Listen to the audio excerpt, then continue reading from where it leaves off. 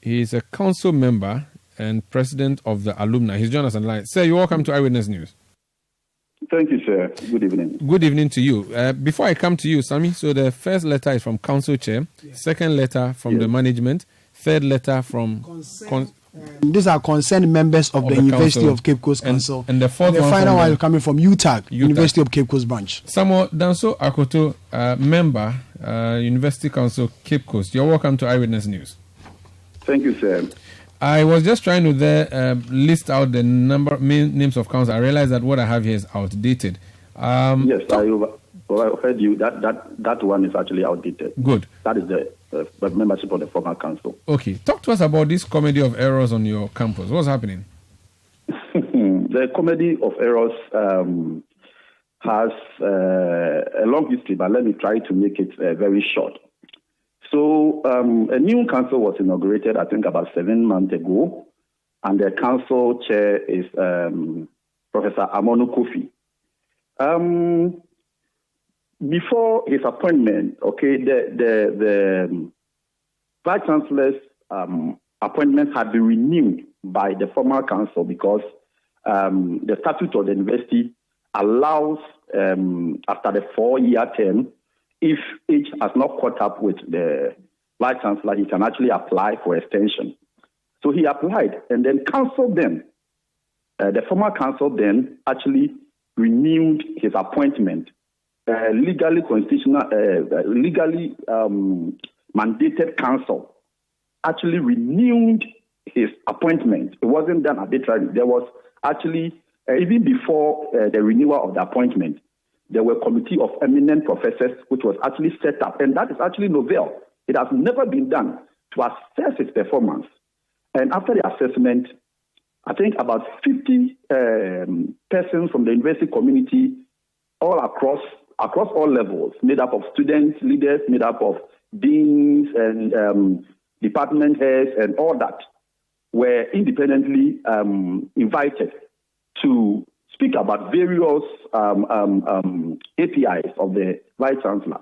And I will tell you that after the whole thing, the committee's report indicated that 48 out of the 50 people invited scored in more than 78%.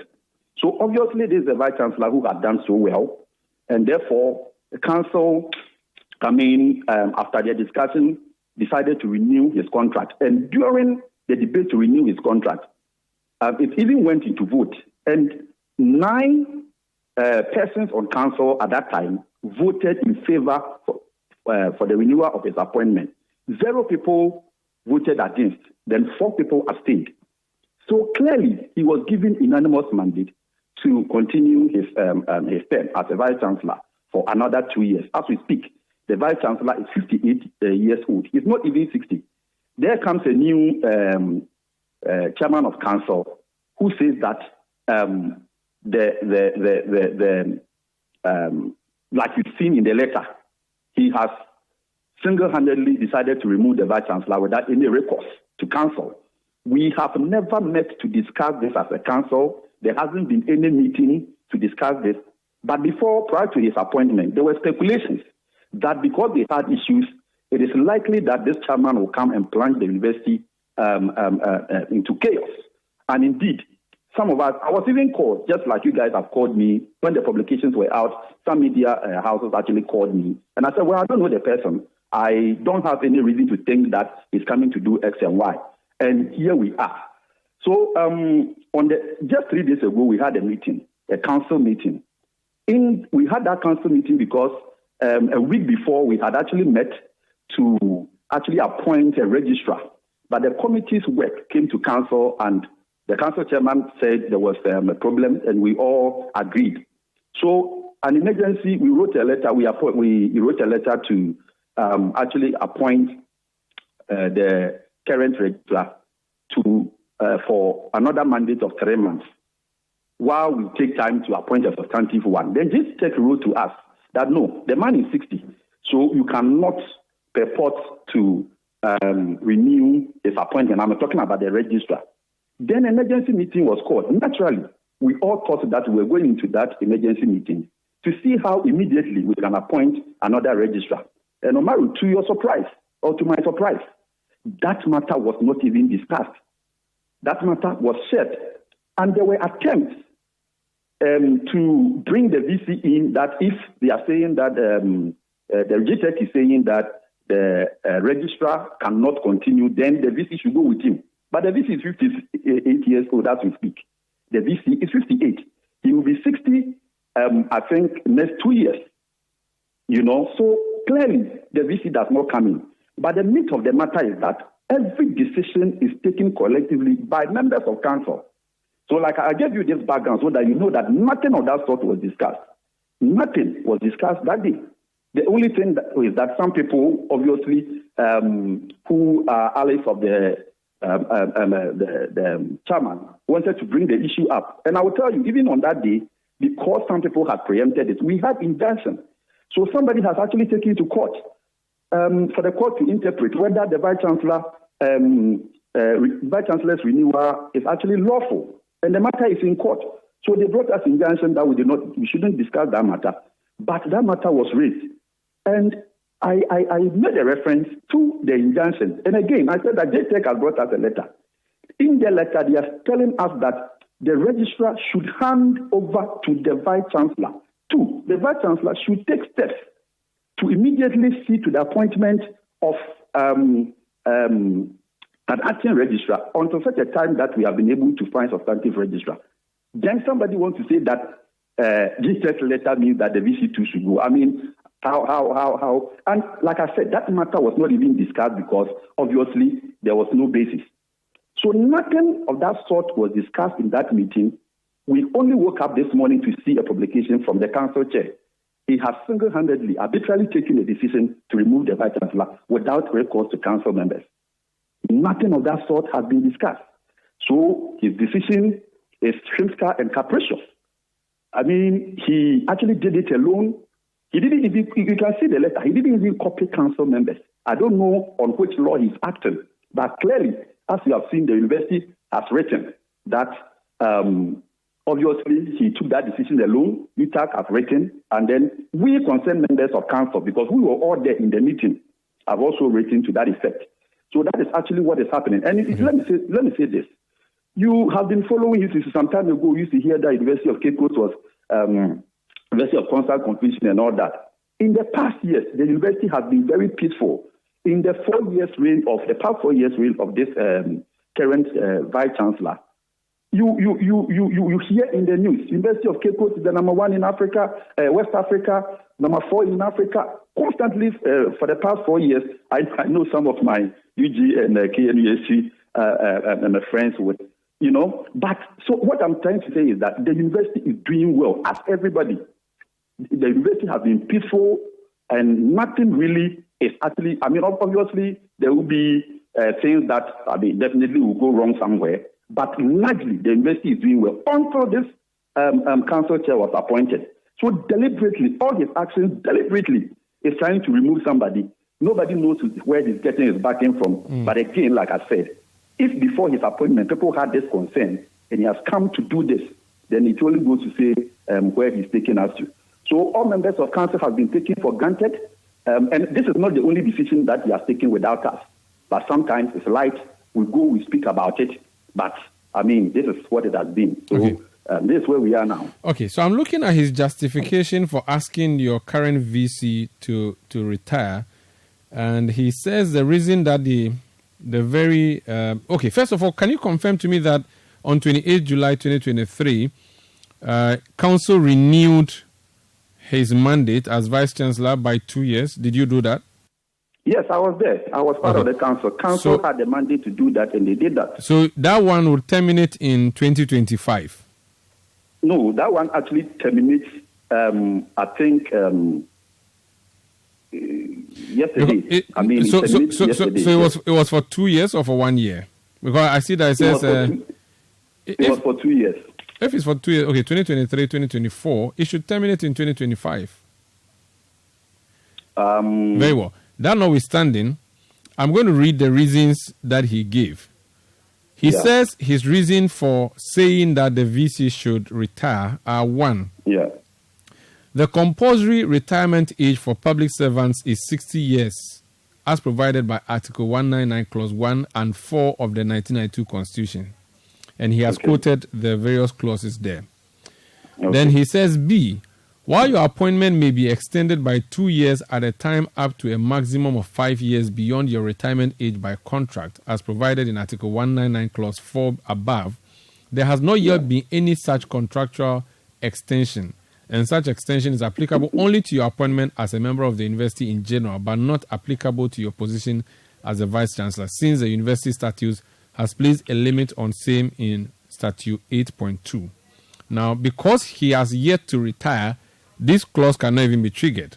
Okay. C, Statute 8.2 or 8.2 of the university statutes provides that your position as vice-chancellor can be renewed or extended by up to 3 years. However, such an extension shall not exceed your retirement age of 60 years. Now, what he's trying to say here is that while you are vice-chancellor and below the age of 60, your contract, which would be first 4 years, can be extended for up to 3 years, but it has to be in a way that it should not go beyond your 60th birthday. Okay. Now, he continues to say that, in fact, he lifted it. He says, the vice-chancellor shall... I'm just trying to help my listeners as well and help the conversation. Okay. The vice-chancellor shall hold office for an initial term of 4 years. The appointment may be renewed for a further term of up to 3 years if that is not beyond the statutory retiring age of 60. So that's your own internal statute. D, he says, considering that you will be 60 years and due for compulsory retirement on the 18th of September 2025, the 2 years renewal granted you by Council effective 1st August 2024 would extend your position as Vice-Chancellor well beyond your retirement age. This breaches the Constitution and the university statutes. Further to these, the renewal of your term as Vice-Chancellor was procedurally void, as no properly constituted search committee was put in place as required by Statute 8.15 to fulfill its mandate imposed by Statutes 816 and 817 in the appointment or renewal process. From the foregoing, the 2-year renewal or extension of your position as Vice-Chancellor granted by the Council is void and same cannot stand. So his reason for saying that your renewal of contract or extension of contract is void is that you should have constituted a search party before going ahead to do the renewal. You did not do that. So the man's 4-year term elapsed and you decided to extend it. He says that is wrong. 2, if you give him the 3 years that you have given him, it will go beyond his 60th birthday. And that can also not be because it will be against the Constitution. And to the extent that it is constitutionally void, it becomes a useless position that has been espoused. So because of these, he holds that the contract is terminated. So it doesn't sound personal to me. It sounds legal to me. Okay, good. Omaru said, thank you very much. So you see, you mentioned that the council, it was a council that actually renewed the appointment of the vice-chancellor. Okay? If, I will go into the laws, but if for any reason somebody wants to void, okay, or somebody wants to challenge, or somebody wants to revoke the same, it should come to council. Council members bring the laws. Council members will deliberate. And then that is first option. 2, Article 2.1 of the 1992 Constitution is very clear. If anybody thinks that any act or omission has been done by another person in contravention to the Constitution or any other act, he goes to the Supreme Court for interpretation. You used the word. You said that council members to actually renew the contract. That is wrong because, like I told you, it was debated, it went into votes, and 9 out of how many? I think 13 members of council voted in favor of. Prior to this, did you constitute a search party? Hold on. Okay, look, so let me talk about the search party. The provision says that when a vacancy is about to occur, let's look at it in context. When a vacancy is about to occur, and I had unfortunately, I'm not in the house, so I don't have access to my statute. So when a vacancy is about to occur, okay, a search party would be. But if somebody is already there, so for instance, City FM. Okay, you are the general manager. No, Bernard is the general manager, if that is so. And if he is there, and we are saying that when he's 40, his appointment actually ends when he's 40. And we are saying that once he's not 45, he has another 2 years. If he applies and the mandate is given to him, okay, he can have another 2 years. And Bernard is still there. And he has the opportunity to apply. Has a vacancy actually occurred? I know this is a matter for interpretation for the court. But vacancy only occurs when there is nobody. We will go and search for somebody when there is nobody. In this situation, there is somebody there already. Okay, so you are going to search for people to come and contest the 2 years extension that you are giving to him? No. It is only when the person does not have that 2 years. When, for instance, he was 56 when he was appointed, so by the time that his term ends, he's 60. That one, a genuine vacancy is about to occur, so a search party will be put there. But when somebody is asking for renewal while in office, you are putting a search party to go and search for who? For the person to renew his appointment, because the subject matter doesn't become appointment of a new VC. The subject matter becomes renewal of appointment of somebody who is already in office. So who are you going to search? So there are two different situations. That is it. There are two different situations. Again, he spoke about the 60 years. So, like I said, the 2 years in the university system, and this is a common knowledge. I mean, you can talk to some of the academia, your friends in academia. They will tell you they have something called rollover. Okay, so if somebody's birthday, falls between the early part of the academic or the first half of the academic year, that is from February to I think July. I could be wrong because I'm not in the academia. Then the person, if the person's appointment ends within those months, before July, then the person's appointment cannot go into the following month. But if, for instance, his birthday is somewhere August, September, or October, then it means that he can continue up to the end of the following academic year, which in the statute is, I think, February or so. So by the time that the Vice Chancellor is 60, he would only go, I think, 2 months or so beyond his and assuming, let's even assume that admitting that he's right. Like I said earlier, if you council chairman thinks that an act has been done in contravention with the Constitution, the same Constitution that you have quoted, what do? You go under 2:1, you go to court. It is only Article 130, it is only the Supreme Court which has the original jurisdiction to interpret the Constitution or to enforce the Constitution. So if you're a person, it says any person. You see, so even if council were to take decision on it, it wasn't supposed to be taken by the council chair, Somoto.